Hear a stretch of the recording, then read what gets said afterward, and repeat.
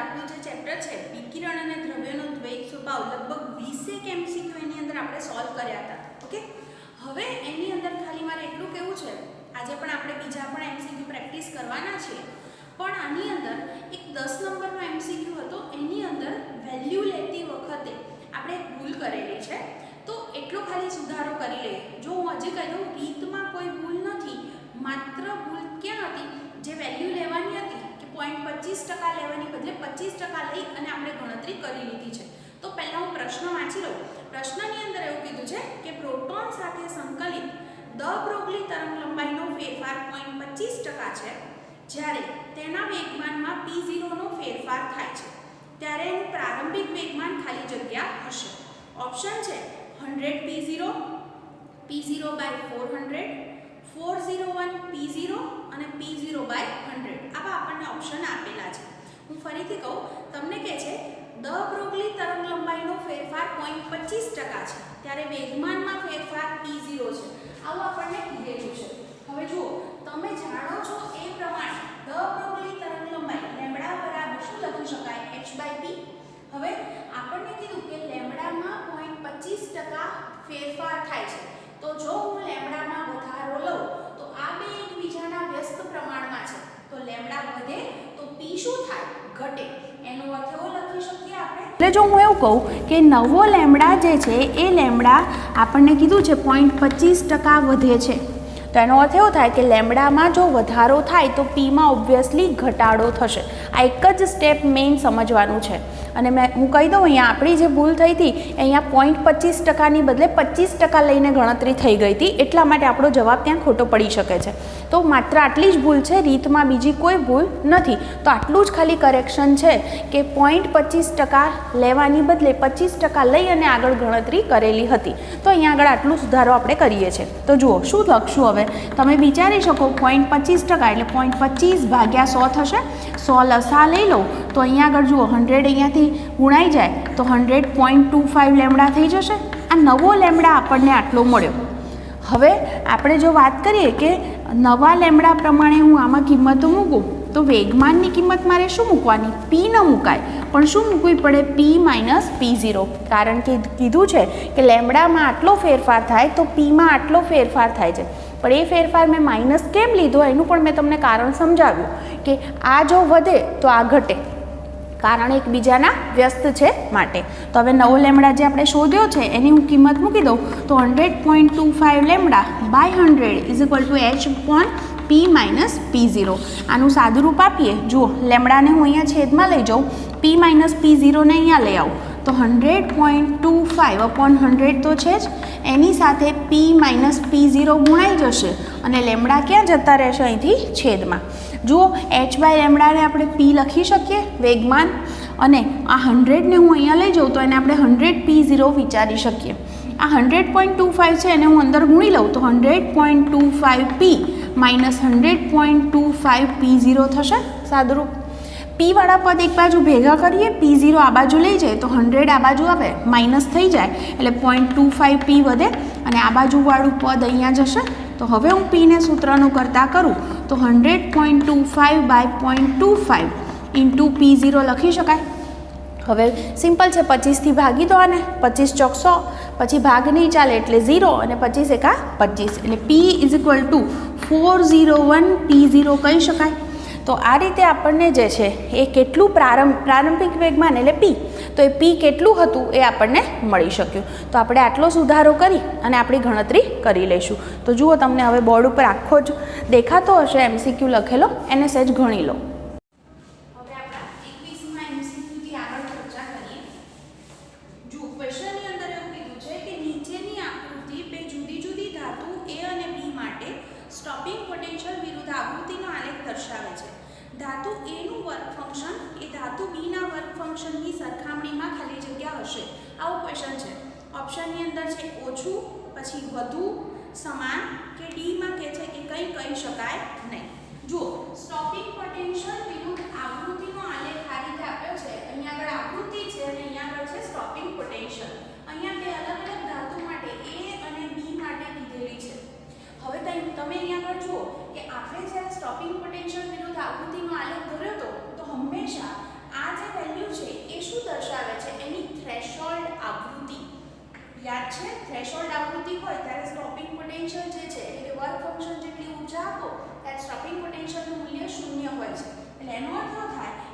છે એ થ્રેશોલ્ડ આવૃત્તિ A ની છે, તો આ જે છે એ થ્રેશોલ્ડ આવૃત્તિ કોની છે? B ની.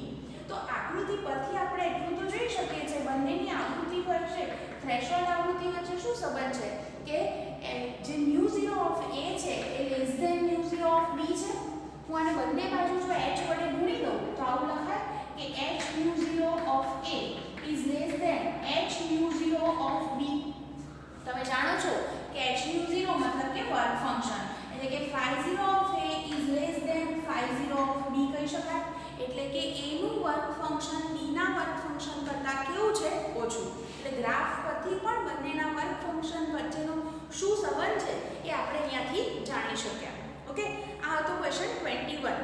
ક્વેશ્ચન 22 જુઓ. એક ફોટો સંવેદી સપાટી માટે થ્રેશોલ્ડ તરંગ લંબાઈ 5200 એંગસ્ટ્રોમ છે. થ્રેશોલ્ડ તરંગ લંબાઈ ધેટ મીન્સ લેમ્બડા 0 ની વેલ્યુ આપી છે 5200 એંગસ્ટ્રોમ. આટલી આપણને આપી છે. હવે કે છે ખાલી જગ્યા ઉદ્ગમમાંથી ઉત્સર્જિત એકરંગી પ્રકાશ આ સપાટી પર આપાત કરતા ફોટો ઇલેક્ટ્રોનનું ઉત્સર્જન થાય. તમને કહે છે કે તમને 4 ઓપ્શન આપ્યા છે, એમાંથી કયા ઉદ્ગમમાંથી પ્રકાશ આપાત કરશો તો ઇલેક્ટ્રોનનું ઉત્સર્જન થશે. ઓપ્શન છે પહેલું 1 વોટ પાવરવાળો પારરક્ત બલ્બ, બીજું છે 50 વોટ પાવરવાળો પારરક્ત બલ્બ, ત્રીજું છે 1 વોટ પાવરવાળો પારજાંબલી બલ્બ અને ચોથું છે ઉપરના બધા જ. પહેલા તો તમે એટલું વિચારો અહીંયા આગળ કે થ્રેશોલ્ડ તરંગ લંબાઈ 5200 એંગસ્ટ્રોમ છે. તમને યાદ હશે કે મેં આગળ MCQ જ્યારે શીખવાડ્યા હતા ત્યારે એક આખી સિરીઝ વિશે વાત કરી હતી કે એની અંદર આપણે જુદી જુદી જે આપણું જે વિદ્યુત ચુંબકીય વર્ણપટ છે એમાં જે બધા રેડિયો તરંગો, માઇક્રોવેવ્સ આ બધાની આવૃત્તિ વચ્ચે મેં સંબંધ તમને શીખવાડ્યો હતો. એની અંદર મેં એવું કીધું હતું કે સૌથી ઓછી આવૃત્તિવાળા તરંગો છે રેડિયો તરંગો, પછી આવે છે માઇક્રોવેવ્સ, પછી ઇન્ફ્રારેડ, પછી દ્રશ્ય પ્રકાશ, પછી આવશે અલ્ટ્રાવાયોલેટ, પછી એક્સ રેઝ અને લાસ્ટમાં આવશે ગેમા રેઝ. એ ગેમા રેઝની આવૃત્તિ સૌથી વધારે છે. હવે પહેલા જુઓ થ્રેશોલ્ડ તરંગ લંબાઈ 5200 એંગસ્ટ્રોમ છે. તો આટલી જે તરંગ લંબાઈ જે છે એ કઈ રેન્જમાં આવી તો તમે વિચારી શકો 4000 થી 7000 એંગસ્ટ્રોમ મતલબ કે દ્રશ્ય પ્રકાશ થયો. તો આપણે શું કરવું પડે કે વિચારવાનું છે આટલી વસ્તુ કે હંમેશા આપણે કીધું છે કે આપાત આવૃત્તિ કેવી હોવી જોઈએ તો થ્રેશોલ્ડ આવૃત્તિ જેટલી અથવા વધારે. હવે આવૃત્તિ અને લેમ્બડા વચ્ચે કેવો સંબંધ છે? વ્યસ્ત સંબંધ. એનો મતલબ એમ થાય કે આપાત તરંગ લંબાઈ કેવી હોવી જોઈએ? થ્રેશોલ્ડ તરંગ લંબાઈ કરતાં ઓછી અથવા એના જેટલી. તો જુઓ આપણને ઓપ્શનની અંદર બે પ્રકારના બલ્બ આપ્યા છે. એક છે પારરક્ત અને બીજો છે પારજાંબલી. પારરક્ત એટલે ઇન્ફ્રારેડ અને પારજાંબલી એટલે અલ્ટ્રાવાયોલેટ. તો બેમાંથી કયું પસંદ કરશો? તો આપણે શું વિચારવું પડે કે થ્રેશોલ્ડ તરંગ લંબાઈ કરતાં જેની તરંગ લંબાઈ ઓછી હોય એવો પ્રકાશ પસંદ કરવાનો, હે ને? તો જુઓ અહીંયા આગળ દ્રશ્ય પ્રકાશ કરતાં અલ્ટ્રાવાયોલેટ પ્રકાશની આવૃત્તિ વધારે છે. એનો અર્થ એવો થયો કે એની તરંગ લંબાઈ ઓછી કહેવાય. એટલે આપણે કયો પ્રકાશ પસંદ કરી શકીએ? અલ્ટ્રાવાયોલેટ એટલે કે પારજાંબલી. પછી ગમે તેટલી એનો પાવર ગમે તે હોય, એની તીવ્રતા ગમે તે હોય, આપણી પાસે શરત શું છે? ઇલેક્ટ્રોનનું ઉત્સર્જન થવા માટે શું જરૂરી છે? તો આપણે જાણીએ છીએ એ પ્રમાણે ગમે તેટલી તીવ્રતાવાળો પ્રકાશ હોય પણ એટલે કે ગમે તેટલો એનો પાવર હોય પણ પૂરતી આવૃત્તિવાળો હોવો જોઈએ. એટલે કે જુઓ હંમેશા પસંદ કરવાનું કે તો તમને જે રેન્જ આપી હોય એના કરતાં વધારે આવૃત્તિવાળો અથવા એના કરતાં ઓછી તરંગ લંબાઈવાળો પ્રકાશ પસંદ કરવો જોઈએ, જેથી કરી અને આપણે ઇલેક્ટ્રોનનું ઉત્સર્જન કરાવી શકીએ. આ મેઇન સંબંધ છે, આ તમારા મગજમાં હોવો જોઈએ તો જ તમે આવા ક્વેશ્ચન સોલ્વ કરી શકો છો. ઓકે, હવે ક્વેશ્ચન 23 ની વાત કરીએ આપણે. જુઓ હવે આ જે ક્વેશ્ચન છે 23 આગળ જેવો છે. Caesium, potassium, sodium, lithium photo સંવેદી સપાટી માટે સ્ટોપિંગ પોટેન્શિયલ વિરુદ્ધ આવૃત્તિનો આલેખ દર્શાવ્યો છે. આ આલેખો એકબીજાને સમાંતર છે. સૌથી મોટા વર્ક ફંક્શનથી શરૂ કરી અને ટાર્ગેટના સાચા ક્રમ જણાવો. એટલે તમને કહે છે કે અહીંયા ઘણા બધી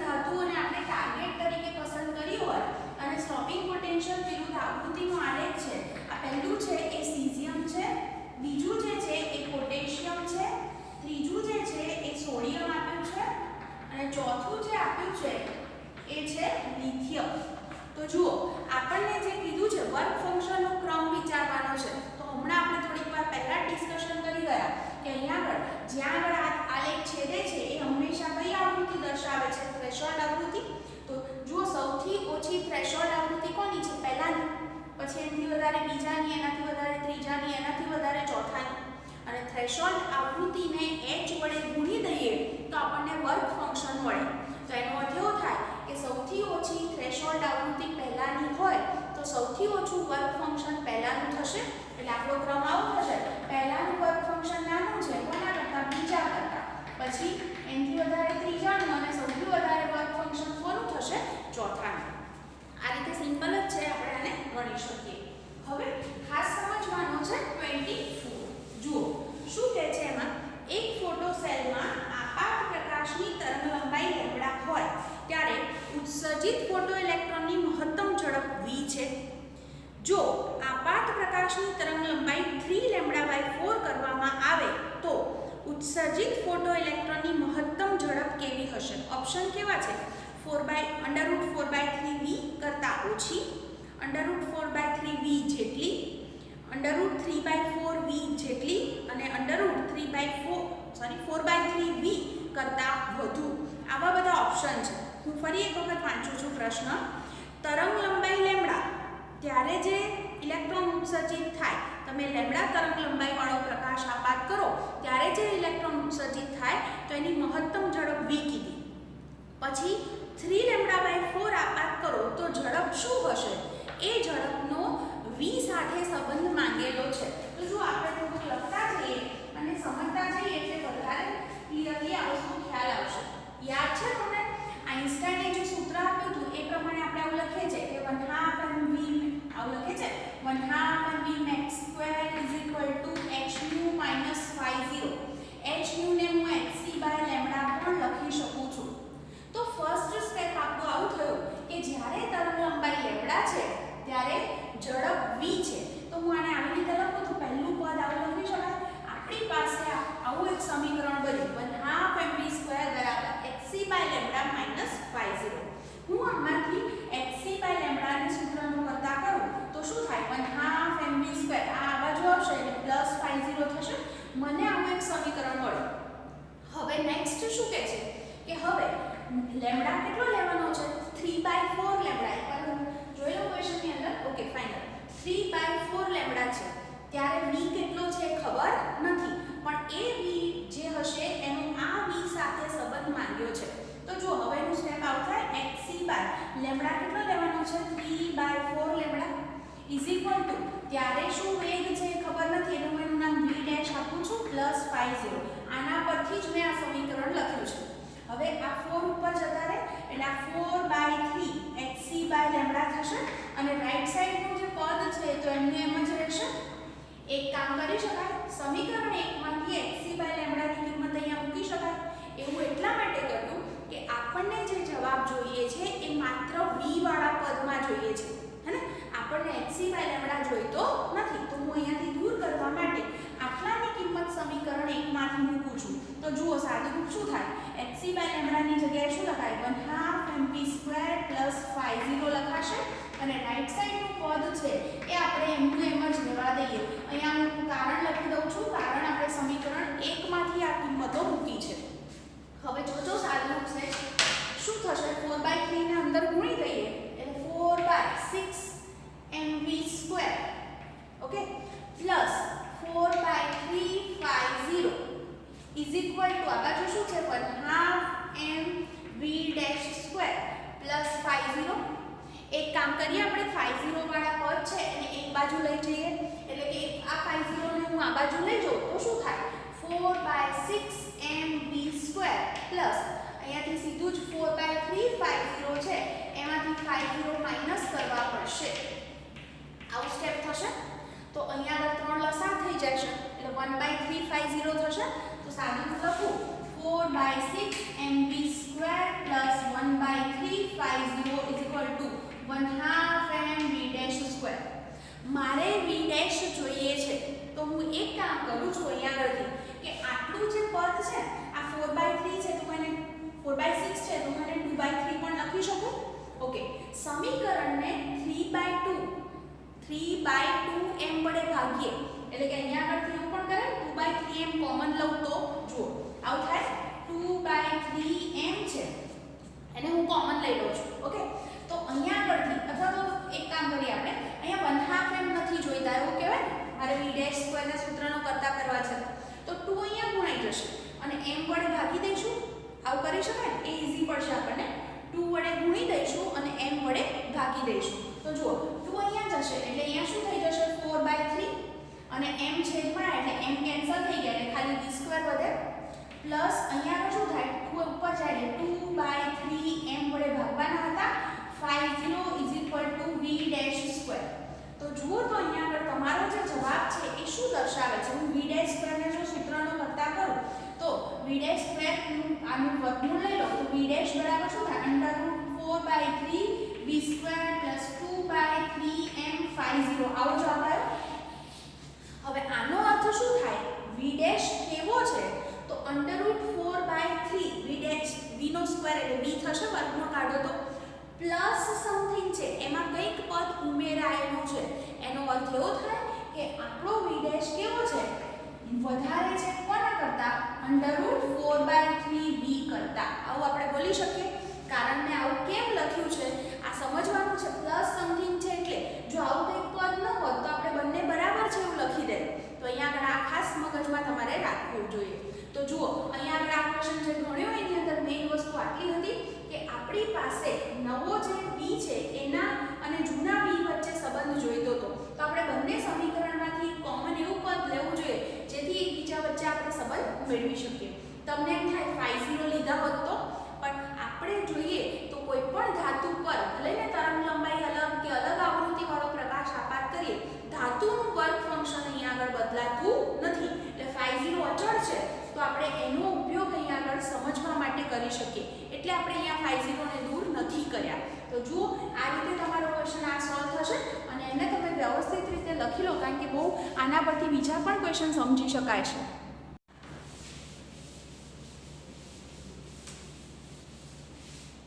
ઓકે, હવે જુઓ પછીનો ક્વેશ્ચન 25. એની અંદર આપણને એવું કહે છે કે 4.25 ઇલેક્ટ્રોન વોલ્ટ અને 4.70 ઇલેક્ટ્રોન વોલ્ટની ઊર્જા ધરાવતા ફોટોન અનુક્રમે A ધાતુ અને B ધાતુની સપાટી પર આપાત કરતા ઉત્સર્જાતા ફોટો ઇલેક્ટ્રોનની મહત્તમ ગતિ ઊર્જા અનુક્રમે Ta ઇલેક્ટ્રોન વોલ્ટ અને Tb ઇલેક્ટ્રોન વોલ્ટ છે, જ્યાં Tb Ta - 1.5 ઇલેક્ટ્રોન વોલ્ટ કીધા છે.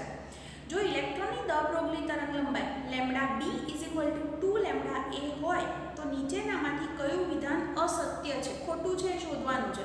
તમને ઓપ્શનની અંદર a નું વર્ક ફંક્શન આપ્યું છે 2.25, b નું આપ્યું છે 4.20, Ta એટલે ગતિ ઊર્જા a ની આપી છે 2 ઇલેક્ટ્રોન વોલ્ટ અને b ની આપી છે 2.75 ઇલેક્ટ્રોન વોલ્ટ. ખોટી વસ્તુ આમાંથી શોધવાની છે.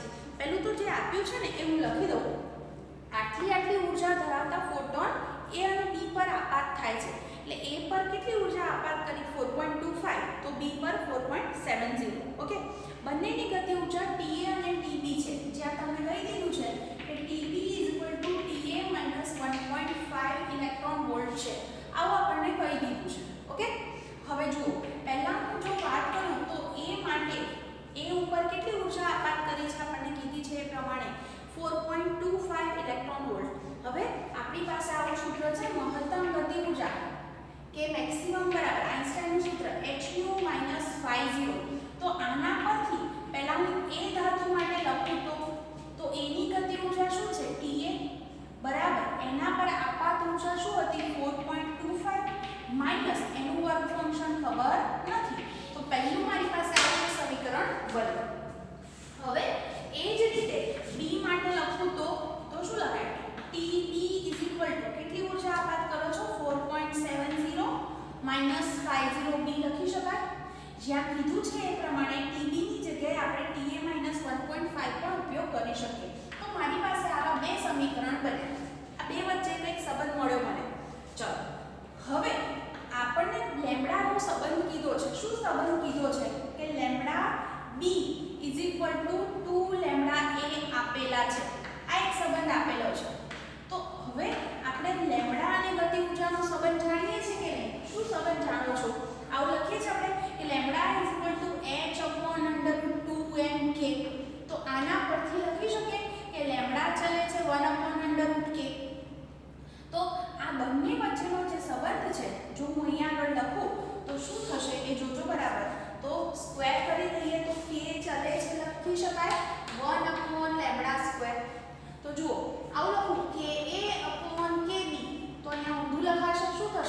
લેમ્ડા બી સ્ક્વેર અપોન લેમ્ડા એ સ્ક્વેર થાય. જુઓ તો લેમ્ડા બી બરાબર 2 લેમ્ડા એ લખી શકાય. તો અહીંયા હું 2 લેમ્ડા એ લખું તો શું થાય? 2 લેમ્ડા એ છે એનો સ્ક્વેર આવશે. ઓકે, અને અહીંયા આગળ કે એ એટલે કે ટી એ અને કે બી એટલે ટી બી થશે. તો લેમ્ડા એ સ્ક્વેર કેન્સલ. અહીંયા 4 આયા એટલે T A is equal to 4 T B. આવું રિઝલ્ટ આપણને મળ્યું. અહીંયા આગળ ટી બી ની જગ્યાએ ટી એ - 1.5 લખી શકાય. તો જુઓ ટી બી ની જગ્યાએ જો હું ટી એ - 1.5 લઉં તો મારો જવાબ શું થશે? અહીંયા 4 ટી એ - 6 થઈ જશે. હે ને? ઓકે, હવે આ ટી એ ને અહીંયા લઈ આવો એટલે 3 ટી એ અને 6 ને અહીંયા લઈ આવો તો 3 T A is equal two 6. તો T A is equal two એટલે કે એનું વર્ક ફંક્શન મને શું મળ્યું? 2.00 ઇલેક્ટ્રોન વોલ્ટ, જે ઓલરેડી આપણને ઓપ્શનમાં આપેલું છે. મતલબ કે એનું વર્ક ફંક્શન આટલું છે. એ વસ્તુ ગતિ ઉર્જા એની ગતિ ઉર્જા ટી છે, ગતિ ઉર્જા છે. તો એની ગતિ ઉર્જા 2 ઇલેક્ટ્રોન વોલ્ટ છે એ સાચું. બી ની વાત કરો તો અહીંયા આગળ ઓપ્શન પરથી વિચારી શકાય કે ટી બી બરાબર શું છે? ટી એ - 1.5 છે. એટલે કે 2 માંથી તમે 1.5 બાદ કરી દો તો શું જવાબ આવશે? 0.5 ઇલેક્ટ્રોન વોલ્ટ આવશે. તો આ ઓપ્શનમાં આપેલું નથી. બી નું વર્ક ફંક્શન આવું નથી આપ્યું. એનો અર્થ એવો થયો કે આ ખોટું છે. ત્રીજી વસ્તુ કે આ પણ ઓપ્શનમાં સાચું આપ્યું હોય તો ચોથી કઈ વસ્તુ વિચારવાની રહે? તો વર્ક ફંક્શન બંનેના. તો જુઓ ટી એ અને ટી બી ની વેલ્યુ આપણે શોધી કાઢી છે. અહીંયા મૂકી દો તો બંનેના વર્ક ફંક્શન પણ ગણી શકો છો. તો આ રીતે આપણે આપણો જવાબ કરી શકીએ. કયું સાચું છે અને કયું ખોટું એ આના પરથી આપણે નક્કી કરી શકીએ છીએ. મેં ટૂંકમાં અહીંયા કઈ વસ્તુનો ઉપયોગ કર્યો કે મને ગતિ ઉર્જા અને લેમ્ડાની વાત કરી હતી, માટે મેં બંને વચ્ચે સંબંધ હોય એવા સૂત્રનો ઉપયોગ કરી લીધો, જેની મદદથી આપણે આપણો દાખલો આ રીતે ગણી શકીએ છીએ. તો આને તમારે આ રીતે નોંધ કરી લેવાનું છે. ઓકે, હવે એના પછીના ક્વેશ્ચન પર જઈએ, જેમાં એવું કીધું છે આપણને કે પ્રકાશના કિરણ જૂથમાં F1 આવૃત્તિવાળા ફોટોનની સંખ્યા n1 અને તેટલી જ ઉર્જાવાળા બીજા કિરણ જૂથમાં F2 આવૃત્તિવાળા ફોટોનની સંખ્યા n2 છે. તો કયો સંબંધ સાચો છે? ઓપ્શન આવા છે n1/n2 બરાબર F1/F2 એક ઓપ્શન છે. બીજું છે n1/n2 બરાબર 1. ત્રીજું છે n1/n2 બરાબર F2/F1 અને ચોથું છે n1/n2 બરાબર F1/F2². તો જુઓ કયો ઓપ્શન સાચું છે નક્કી કરવાનું છે. પહેલું તો વિચારો કે આપણે જાણીએ છીએ કે વિકિરણ છે એ ફોટોનથી બનેલું છે અને વિકિરણની ઉર્જા E બરાબર કયા સૂત્રથી આપી શકાય? nhν અથવા તો આવૃત્તિ માટે F પણ લખી શકાય. તમને કીધું છે કે આ સમાન ઉર્જા છે એટલે E1 બરાબર E2 છે. તો જુઓ આમાં મૂકો તો n1hF1 બરાબર n2hF2 લખી શકાય. h અને h કેન્સલ. તો હું n1/n2 લખું તો શું થશે? F2/F1. એટલે બંનેમાં ફોટોનની સંખ્યાનો ગુણોત્તર કોના જેટલો થાય? તો F2/F1 જેટલો. એટલે કે આપણો ઓપ્શન જે સી છે એ આપણો જવાબ થશે. તો આ રીતે જવાબ લખી શકો છો. એના પછીનો ક્વેશ્ચન 27 જુઓ શું કહે છે એની અંદર? નીચેની આકૃતિમાં V02 is greater than V01 છે. એટલે સ્ટોપિંગ પોટેન્શિયલનો સંબંધ આપ્યો છે અને બંનેના લેમ્ડા વચ્ચેનો સંબંધ પૂછેલો છે. જુઓ આપણને આલેખ કંઈક આવી રીતે આપ્યો છે. અહીંયા આગળ પ્રવાહ છે, અહીંયા સ્ટોપિંગ પોટેન્શિયલ છે. આલેખની અંદર આપણને આવું દર્શાવેલું છે. આ સ્ટોપિંગ પોટેન્શિયલ V1, પછી બીજો લેમ્ડા2, આ છે લેમ્ડા1 અને સ્ટોપિંગ પોટેન્શિયલ છે V2. હવે આમ તો સીધે સીધું આપણે જે લેનાર્ડનો પ્રયોગ ભણ્યા હતા એના પરથી પણ વિચારી શકીએ કે જેમ વધારે આવૃત્તિવાળો પ્રકાશ આપાત કરીએ છીએ એમ શું થાય છે કે સ્ટોપિંગ પોટેન્શિયલ તમારે એને વધુ ને વધુ ઋણ કરવો પડે છે. કારણ જેટલી વધારે ઉર્જાવાળો પ્રકાશ આપાત કરશો એટલા વધારે શું થશે કે એ જે તમારા જે અંદર જે ઇલેક્ટ્રોન હશે એને એટલી વધારે ઉર્જા મળશે. તો એ વધુ ઉર્જા લઈને ઉત્સર્જિત થશે તો સામેના છેડે પહોંચી જશે પોટેન્શિયલ ઋણ હોવા છતાં. એટલે આપણે એ છેડાને વધુ ને વધુ ઋણ કરવો પડે છે. એટલે કે જેમ આવૃત્તિ વધારે એમ સ્ટોપિંગ પોટેન્શિયલ વધુ ઋણ કરવો પડે. તો એનો અર્થ એવો થાય કે અહીંયા આગળ આ લેમ્ડા 1 ને અનુરૂપ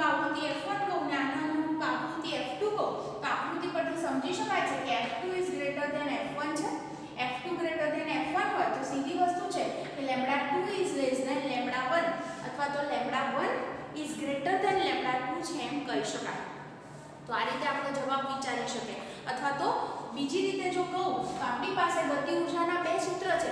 એક આઇન્સ્ટાઈનનું સૂત્ર કે મેક્સિમમ બરાબર hν - ϕ0 અને બીજું સૂત્ર શું છે કે કે મેક્સિમમ બરાબર ev0. હું બંનેને સરખાવું તો મને શું રિઝલ્ટ મળે? ev0 બરાબર hν - ϕ0 લખાય. ન્યુ છે એને હું c બાય લેમ્ડા લખું તો v0 બરાબર hc by lambda e minus ϕ0 by e કહેવાય. આવું આપણી પાસે પદ છે. આની અંદર જે તે ધાતુ માટે આ પદ તો અચળ છે. તો જો એવું કીધું છે કે v02 is greater than v01 છે, આવું કીધું છે ને આપણને પ્રશ્નની અંદર, તો બીજાનો સ્ટોપિંગ પોટેન્શિયલ વધારે હોય તો એના માટે લખાય કે hc by lambda 2e minus ϕ0 by e. આ પદ કેવો છે? Greater than hc by lambda 1e minus ϕ0 by e કહેવાય. આપણે બીજી રીત પણ વિચારી લઈએ છીએ અહીં આગળ. તો જો અહીંયા આગળથી આના પરથી સંબંધ ખબર પડે છે કે hc બાય લેમ્ડાની કિંમત 2 માટે મોટી છે 1 કરતા. તો ઉલટું વિચારો, લેમ્ડા કેવો હશે? નાનો હશે. એટલે લેમ્ડા 2 કેવો હશે? લેસ ધેન લેમ્ડા 1, કારણ કે છેદમાં છે. એટલે વ્યસ્ત પ્રમાણે તમે આને વિચારી શકો છો. તો આ રીતે તમારે જવાબ લખવો પડે. હવે એના પછીનો જોઈએ 28.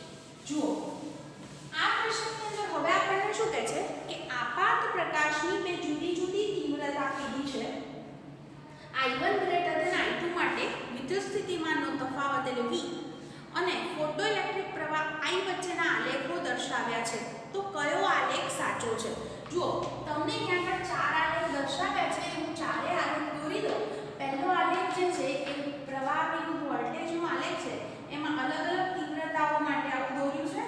સ્ટોપિંગ પોટેન્શિયલ અહીંયા V0, આ તીવ્રતા છે I2, પછી જ્યારે તીવ્રતા I1 છે ત્યારે એનો આલેખ કંઈક આવો બતાવ્યો છે. ઓકે, I1 I2 શું છે? તીવ્રતા. બીજો જે ગ્રાફ છે એ ગ્રાફ કંઈક આવો બતાવેલો છે. જુઓ અહીંયા આગળ સ્ટોપિંગ પોટેન્શિયલ સરખો જ બતાવ્યો છે. તીવ્રતા I1 I2 અલગ અલગ છે. ત્રીજો જે ગ્રાફ છે એ ત્રીજો ગ્રાફ આવો દર્શાવ્યો છે. જોજો બરાબર. તીવ્રતા I2 માટે સ્ટોપિંગ પોટેન્શિયલ આ રીતે અને I1 માટે અહીંયા આગળ 0 પર બતાવેલું છે. ચોથો જે આલેખ છે એ ચોથો આલેખ શું છે? આવી રીતે I1 અને I2 માટે I1 તીવ્રતા અને I2 તીવ્રતા માટે અહીંયા આગળ આ રીતે દર્શાવેલું છે. હવે તમે સમજી ગયા છો I વિરુદ્ધ V નો આલેખ છે પ્રવાહ વિરુદ્ધ સ્ટોપિંગ પોટેન્શિયલ. હવે લેનાર્ડનો પ્રયોગ છે યાદ કરો તમને. એમાં જે આપણે રિઝલ્ટ જે સાબિત કર્યા હતા એ ખાસ સમજવા જેવા હતા. આપણે એવું કીધું હતું કે જેટલી વધારે તીવ્રતાવાળો પ્રકાશ એટલા એમાં ફોટોન્સ વધારે. જેટલા વધારે ફોટોન આપાત કરીએ એટલા વધારે સંખ્યામાં ઇલેક્ટ્રોન ઉત્સર્જિત થાય. જેટલા વધારે ઇલેક્ટ્રોન ઉત્સર્જિત થાય એટલો તમને વધુ પ્રવાહ મળી શકે. એનો સીધો મતલબ એમ થાય કે જો તીવ્રતા વધશે તો પ્રવાહ વધશે. એટલે અલગ અલગ તીવ્રતાવાળો પ્રકાશ આપાત કરીએ તો આપણને પ્રવાહ અલગ અલગ મળી શકે. તમને ઓબ્વિયસલી અહીંયા પ્રશ્નમાં કહી દીધું છે કે I1 ગ્રેટર ધેન I2 છે. એટલે I1 તીવ્રતા વધારે છે I2 કરતાં. તો પહેલું તો આપણા ગ્રાફમાં એક રિઝલ્ટ આ આવવું જોઈએ કે I1 તીવ્રતા માટે ફોટોઇલેક્ટ્રિક પ્રવાહ વધુ હોવો જોઈએ. કોના કરતાં? I2 કરતાં. એક રિઝલ્ટ આ હોવું જોઈએ. બીજી વસ્તુ અહીંયા આગળ આપણે એ જાણીએ છીએ કે સ્ટોપિંગ પોટેન્શિયલનું મૂલ્ય આવૃત્તિ પર આધાર રાખે છે, તીવ્રતા પર નહીં. એટલે માત્ર જો તીવ્રતા બદલતા હોઈએ તો સ્ટોપિંગ પોટેન્શિયલ બદલાવો જોઈએ નહીં. તો આ વસ્તુનું પાલન થતું હોય એવો ગ્રાફ કયો છે? બી. જુઓ તીવ્રતા I1 વધારે છે તો એના માટે પ્રવાહ વધારે છે અને ભલે તીવ્રતા અલગ અલગ છે પણ જો આવૃત્તિ સમાન હોય તો સ્ટોપિંગ પોટેન્શિયલ સમાન મળે. તો આ વસ્તુ ગ્રાફ બી ની અંદર સાબિત થાય છે. એટલે સાચો જવાબ તમારો થશે બી. હવે ક્વેશ્ચન નંબર 29 ઉપર જઈએ, જેની અંદર પણ આપણને કે ગ્રાફની અંદર જ સમજાવેલું છે પ્રશ્નમાં કે ફોટોઇલેક્ટ્રિક અસર માટે બિંદુવત ઉદ્ગમનો ઉપયોગ થાય છે. ઉદ્ગમમાંથી આવતા પ્રકાશ માટે નીચેનામાંથી કયો વક્ર અંતર d સાથે ફોટોઇલેક્ટ્રિક પ્રવાહમાં સાચો ફેરફાર દર્શાવે છે? એટલે કોનો આપણને આલેખ આપ્યો છે? પ્રવાહ અને અંતર. અંતર એટલે કોની વચ્ચેનું અંતર? તો ઉદ્ગમ અને તમારો જે ફોટો સેલ હોય એનો. ઇલેક્ટ્રિક અસર માટે તમે જે ઉપયોગ કર્યો છે એનો. ઓકે, જુઓ એક આલેખ આવો છે, આલેખ A, આલેખ B કંઈક આવો દર્શાવ્યો છે, પછી C આવો દર્શાવેલ છે અને D જે છે એ તમને આ રીતે દર્શાવેલો છે. હવે યાદ કરો, આપણે જાણીએ છીએ એ પ્રમાણે વિકિરણની તીવ્રતા એટલે આવું લખ્યું કે ઊર્જા ભાગ્યા સમય ગુણ્યા ક્ષેત્રફળ. ક્ષેત્રફળને આપણે પાઈ d² થી દર્શાવી શકીએ. એટલે કે જેટલું તમે તમારું જે અહીંયા આગળ દાખલા તરીકે ટાર્ગેટ છે કે જેના પર તમે પ્રકાશ આપાત કરો છો એના કરતાં તમે ઉદ્ગમને નજીક લઈ જાઓ કે દૂર ખસેડો તો ડિસ્ટન્સ બદલો એમ તીવ્રતા બદલાય. એટલે કે તીવ્રતા છે એ ડિસ્ટન્સના વર્ગના કેવું છે વ્યસ્ત પ્રમાણમાં. અને બીજી વસ્તુ હમણાં જ હું બોલી ગઈ કે જેટલી વધારે તીવ્રતાવાળો પ્રકાશ એટલો ફોટોઇલેક્ટ્રિક પ્રવાહ પણ વધારે. એટલે કે તીવ્રતા અને પ્રવાહ એકબીજાના સમપ્રમાણમાં છે. તો હવે આ બંને વચ્ચે સંબંધ મળી શકે. શું મળી શકે કે પ્રવાહ ચલે છે 1/d². એટલે પ્રવાહ અને અંતર વચ્ચે કેવો સંબંધ થયો? I ચલે છે 1/d². તો એનો ઉપયોગ કરો તો એ ગ્રાફ D ની અંદર પાલન થાય છે. જુઓ કે કેવો સંબંધ છે, આવો વક્ર મળે કે એક વધે તો બીજું ઘટવું જોઈએ. એટલે તીવ્રતા અહીંયા પ્રવાહ વધારે છે પછી ધીરે ધીરે ધીરે ઘટ્યો છે પણ કેવો છે ઘટાડો આ રીતે રેખીય નથી, ચલે છે 1/d² છે એટલા માટે આવો વક્ર થશે. એટલે તમારો આન્સર કયો આવશે? D. તો આ હતો આપણો ક્વેશ્ચન 29. હવે પ્રશ્ન નંબર 30 પર જઈએ. જુઓ શું કીધું છે આપણને પ્રશ્ન 30 ની અંદર. આની અંદર એમ કે છે કે નીચેનો આલેખ ફોટોઇલેક્ટ્રિક પ્રવાહ વિરુદ્ધ આપાત વોલ્ટેજનો છે. તો ઉત્સર્જિત ફોટોઇલેક્ટ્રોનની મહત્તમ ઊર્જા શોધવાની કીધી છે. ઓપ્શન છે 2 electron volt, 4 electron volt, 0 electron volt અને 4 જૂલ. આવા બધા ઓપ્શન છે. તમને ગ્રાફની અંદર આવું દર્શાવ્યું છે, અહીંયા પ્રવાહ છે અને અહીંયા આગળ સ્ટોપિંગ પોટેન્શિયલ. આપણો ગ્રાફ અહીંયા -4 આગળ મળે છે, -3 -2 -1 0 1 2 3 અને 4. જો આપણે જાણીએ છીએ કે ગ્રાફ જ્યાં આગળ અડે તો આ જે પોઈન્ટ છે એ શું દર્શાવે છે? Stopping potential. એટલે કે અહીંયા આગળ લખી શકાય કે સ્ટોપિંગ પોટેન્શિયલ છે એ કેટલો છે? માઈનસ તો હોય જ. ઓકે, 4 વોલ્ટ છે. આપણને શોધવાની શું કીધી છે? મહત્તમ ગતિ ઊર્જા. યાદ કરો કે મેક્સિમમ બરાબર શું સૂત્ર છે આપણી પાસે? EV0. E છે એ 1.6 × 10⁻⁻19 હોય અને વોલ્ટેજ 4 છે. તો હું આનો ગુણાકાર કરું તો મારો જવાબ કયા એકમમાં થાય? જૂલમાં થાય, કારણ કુલમ્બ * વોલ્ટ એટલે જૂલ. તો આપણી પાસે અહીંયા આગળ આવો કોઈ ઓપ્શન આપ્યો નથી. ઓકે, જૂલમાં જે જવાબ છે એ માત્ર 4 છે, 4 જૂલ જવાબ છે. તો આનો ગુણાકાર જે છે એ 4 જૂલ આવશે નહીં. તો બીજો ઓપ્શન વિચારીએ, આને ઇલેક્ટ્રોન વોલ્ટમાં ફેરવીએ. તો ઇલેક્ટ્રોન વોલ્ટમાં ફેરવવા હોય તો આને શું કરવા પડે? E વડે ભાગવા પડે. તો આને 1.6 × 10⁻⁻19 વડે ભાગી દો તો તમારો જવાબ શું આવશે? 4 ઇલેક્ટ્રોન વોલ્ટ. એનો અર્થ એવો થાય કે આપણો સાચો જવાબ શું છે? 4 ઇલેક્ટ્રોન વોલ્ટ. તો આ રીતે આપણે ગ્રાફ પરથી પણ આપણો જવાબ નક્કી કરી શકીએ છીએ. તો જો આજે આપણે થોડાક MCQ જોયા છે. ખાસ તમે એવી